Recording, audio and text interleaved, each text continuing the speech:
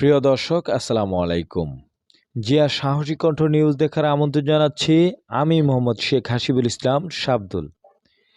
আমার নিউজগুলি আপনাদের ভালো লাগলে অবশ্যই একটি লাইক দিয়ে আমাদের চ্যানেলটি সাবস্ক্রাইব করে নিত্য নতুন ভিডিও পেতে পাশে থাকা বেল আইকনটি বাজিয়ে দেবেন।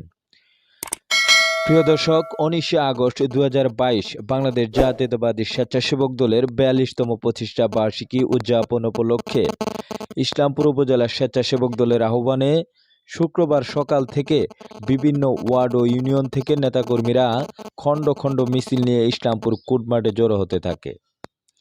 সকাল 10টা 30 মিনিটের সময় ইসলামপুর উপজেলা স্বেচ্ছাসেবক দলের আহ্বায়ক শেখ মোহাম্মদ ইরশেদ আলী ও সদস্য সচিব মাজারুল ইসলাম বিপুলের নেতৃত্বে কোর্টমাঠ থেকে একটি বর্ণাঢ্য র্যালি বের হয়। র্যালিটি থানার সামান দিয়ে বটতলা চত্বর ঘুরে কাচারিপাড়া চৌরাস্তার মোড়ে এসে শেখ মোহাম্মদ ইরশেদ আলীর সভাপতিত্বে ও মাজারুল ইসলাম বিপুলের সঞ্চালনায় পথসভায় নেতাকর্মীরা পর্যায়ক্রমে বক্তব্য রাখেন।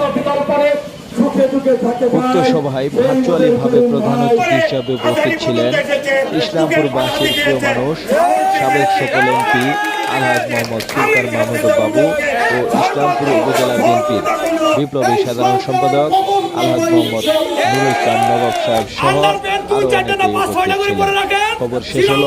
পরবর্তী বিএনপির যে কোনো আপডেট নিউজ সবার আগে পেতে হলে আমাদের জিয়া সাহসী কণ্ঠ ইউটিউব চ্যানেলটি এখনই সাবস্ক্রাইব করুন এবং আপনার মূল্যবান মতামত কমেন্ট করে জানাতে ভুলবেন না। আল্লাহ হাফেজ।